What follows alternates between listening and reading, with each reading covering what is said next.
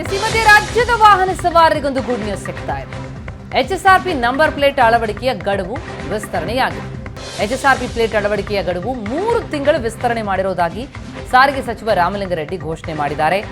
High security registration number plate ಇದು ವಾಹನಗಳಿಗೆ ಅಳವಡಿಕೆ ಮಾಡಬೇಕು ಅನ್ನುವಂತಹ ಕಡ್ಡಾಯ ನಿಯಮ ಈಗ ಶುರುವಾಗಿದೆ. ಸರ್ಕಾರದ ಈ ನಿರ್ಧಾರಕ್ಕೆ ಪ್ಲೇಟ್ ಅಳವಡಿಕೆ ಗಡುವನ್ನು 3 ತಿಂಗಳು ವಿಸ್ತರಣೆ ಮಾಡಿರೋದು ಇದು ವಾಹನ ಸವಾರರಿಗೆ ಬಿಗ್ ರಿಲೀಫ್ ಅನ್ನು ಕೊಡ್ತಾ ಇದೆ. ಈಗಾಗಲೇ 18 ಲಕ್ಷ ವಾಹನಗಳಿಗೆ HSRP ನಂಬರ್ ಪ್ಲೇಟ್ ಅಳವಡಿಕೆಯಾಗಿದೆ.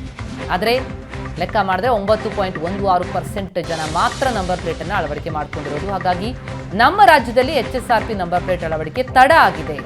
ಈ ಹಿನ್ನೆಲೆಯಲ್ಲಿ 3 ತಿಂಗಳ ಅವಧಿ ವಿಸ್ತರಿಸಿ ನಂಬರ್ ಪ್ಲೇಟ್ ಅನ್ನು ಅಳವಡಿಸ್ತೀವಿ ಅಂತ ಪರಿಷತ್ನಲ್ಲಿ ಮಧು ಮಾದೇಗೌಡ ಅವರ ಪ್ರಶ್ನೆಗೆ ಸಚಿವ ರಾಮಲಿಂಗಾರೆಡ್ಡಿ ಉತ್ತರಿಸಿದ್ದಾರೆ.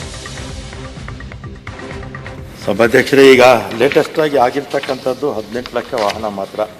ಇದು ಕೇಂದ್ರ ಸರ್ಕಾರ ಮತ್ತು ಸುಪ್ರೀಂ ಕೋರ್ಟ್ ಡೈರೆಕ್ಷನ್ಸ್ ಪ್ರಕಾರ ದೇಶದ ಎಲ್ಲ ಭಾಗದಲ್ಲೂ ಆಗೋಗಿದೆ. ನಮ್ಮಲ್ಲೇ ಸ್ವಲ್ಪ ತಡವಾಗಿ ಪ್ರಾರಂಭ ಆಯಿತು. ಮತ್ತು ಇದನ್ನು ಮುಂದಕ್ಕೆ ಹಾಕಬೇಕಾಗುತ್ತೆ. ಇನ್ನೊಂದು 3 ತಿಂಗಳು ಮುಂದಕ್ಕೆ ಹಾಕೋಣ.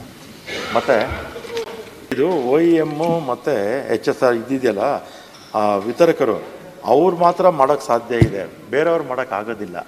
ಡೂಪ್ಲಿಕೇಶನ್ನು ಆಗಲ್ಲ. ಆಮೇಲೆ ಫೇಕ್ ವೆಬ್ಸೈಟ್ಗಳು ಕ್ರಿಯೇಟ್ ಆಗಿದ್ದಾವೆ. ಸೊ ಸಾರ್ವಜನಿಕರು ಫೇಕ್ ವೆಬ್ಸೈಟಲ್ಲಿ ಹೋಗಿ ರಿಜಿಸ್ಟ್ರೇಷನ್ಗೆ ಮಾಡೋಂಥ ಸಂದರ್ಭದಲ್ಲಿ ಅವರು OTP ಬರ್ತದೆ, ಅದ್ರ OTP ಮುಖಾಂತರ ದುಡ್ಡು ಕಟ್ಟಿದ್ರೆ ಅದು ದುಡ್ಡು ಇದಾಗ್ತದೆ ಅಂತ ಅದನ್ನು ಸ್ವಲ್ಪ ಗಮನ ಹರಿಸ್ತೀನಿ ಸಭಾಧ್ಯಕ್ಷರೇ. As it is ಪಾರದರ್ಶಕವಾಗಿದೆ.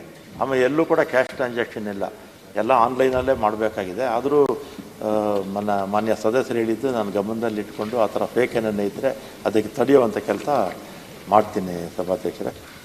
ಮತ್ತು ಹೆಚ್ಚು ಪಬ್ಲಿಸಿಟಿ ಕೂಡ ಕೊಡ್ತೀವಿ. ಪಬ್ಲಿಸಿಟಿ ಕೊಟ್ಟು ಆಮೇಲೆ ಮುಂದಿನ 3 ತಿಂಗಳಲ್ಲಿ ಎಲ್ಲ ಮುಗಿಸೋ ರೀತಿ ಮಾಡಿ.